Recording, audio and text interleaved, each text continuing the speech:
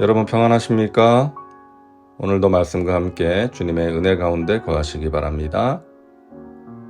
오늘 말씀은 예레미야 34장입니다. 예레미야 선지자는 위로의 책이라고 불리는 30장부터 33장을 통해서 이스라엘의 회복에 대한 메시지를 전했습니다. 하지만 그 회복은 먼 훗날에 있을 일이죠. 그 일이 있기 전에 유다는 망해서 바벨론으로 끌려가게 됩니다. 한동안 구원과 회복을 노래하던 선지자는 다시금 암울한 현실로 돌아와 유다가 겪어야 할 심판에 대해 선언합니다. 오늘 본문 말씀은 유다의 마지막 왕 시드기야의 운명을 예언하고 있습니다. 바벨론의 느부갓네살 왕과 그의 모든 군대와 그의 통치하에 있는 땅의 모든 나라와 모든 백성이 예루살렘과 그 모든 성읍을 칠 때에 말씀이 야훼께로부터 예레미야에게 임하여 이르시되, 바벨론의 느부갓네살이 대군을 이끌고 와서 예루살렘을 포위하고 어느 정도의 시간이 지난 후에 하나님의 말씀이 예레미야에게 임했습니다.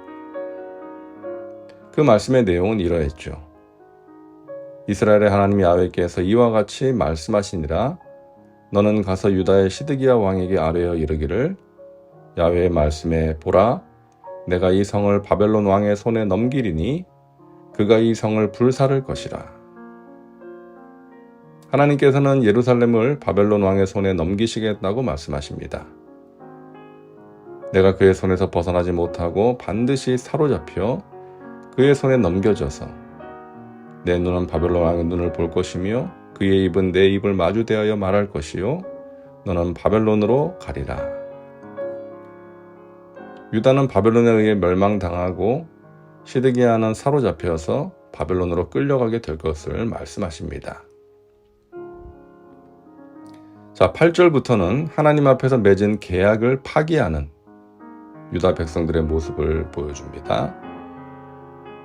시드기야 왕이 예루살렘에 있는 모든 백성과 한 가지로 하나님 앞에서 계약을 맺고 자유를 선포한 후에 야훼께로부터 말씀이 예레미야에게 임하니라.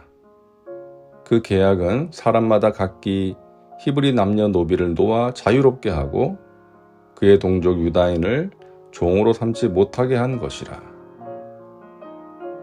바벨론이 예루살렘을 포위하고 있던 때의 일입니다. 시드기야 왕은 그동안 준수하지 못했던 율법을 이행하고자 합니다. 그것은 백성 중에서 히브리 사람을 노예로 부리는 사람들은 모두 그 노예를 자유인으로 석방하자는 것이었습니다. 율법에 의하면 히브리 형제들을 노예로 취한 사람들은 6년이 지나고 7년째 되는 해에는 그들을 자유인으로 놓아주어야 했습니다. 하나님의 명령이었죠. 하지만 그들은 그동안 그 율법을 지키지 않았던 것입니다. 그들은 시드기야 왕의 제안을 좋게 생각해서 받아들이고 히브리 노예들에게 자유를 줍니다. 이 계약에 가담한 고관들과 모든 백성이 각기 노비를 자유롭게 하고 다시는 종을 삼지 말라 함을 듣고 순복하여 놓았더니, 심지어 그들은 송아지를 2 조각으로 내어서 그 사이로 지나갑니다. 송아지를 둘러 쪼개고 그 2 조각 사이로 지나매 내 앞에 언약을 맺었으나,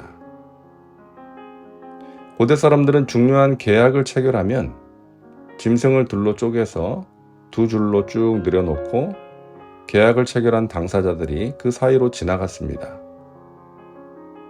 그렇게 하나님 앞에서 계약을 체결했던 그들이 얼마 후에 그 계약을 스스로 파기하고 풀어준 노예들을 다시금 잡아들입니다. 후에 그들의 뜻이 변하여 자유를 주었던 노비를 끌어다가 복종시켜 다시 노비로 삼았더라.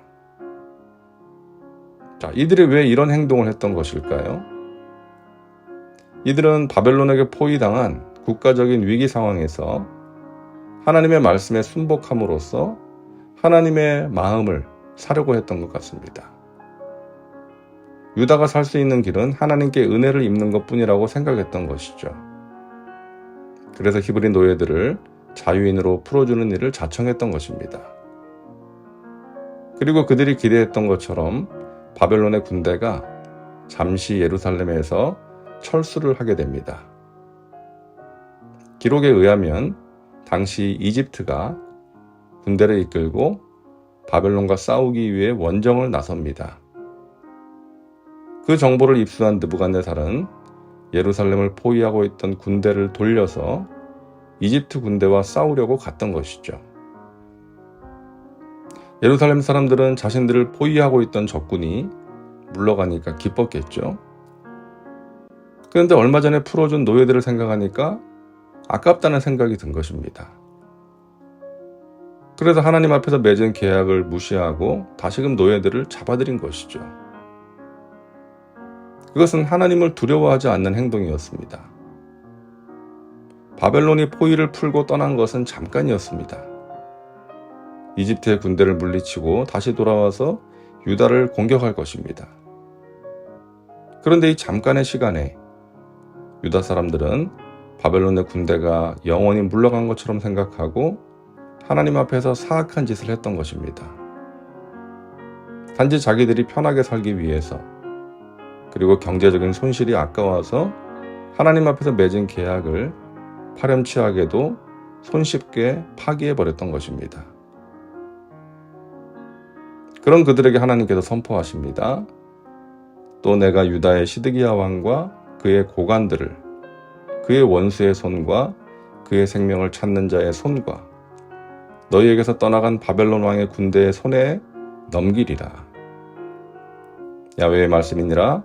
보라, 내가 그들에게 명령하여 이 성읍에 다시 오게 하리니 그들이 이 성을 쳐서 빼앗아 불사를 것이라.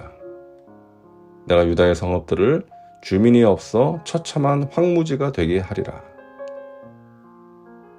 하나님과 맺은 계약을 쉽게 버린 그들에게 내리시는 하나님의 징계입니다. 바벨론의 군대는 다시금 올 것입니다. 그리고 예루살렘 성을 공격하여 빼앗고 불사를 것입니다.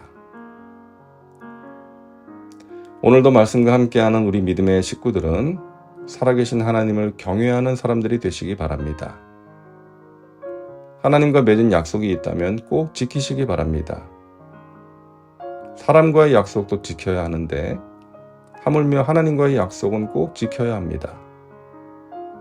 힘들고 어려울 때는 하나님의 도움을 청하면서 하나님과 어떤 약속을 하고, 힘든 것이 지나갔다고 해서 마음이 변해서 자기 편의에 따라 하나님과의 약속을 무시해버린다면 그것은 하나님을 무시하는 행동인 것입니다.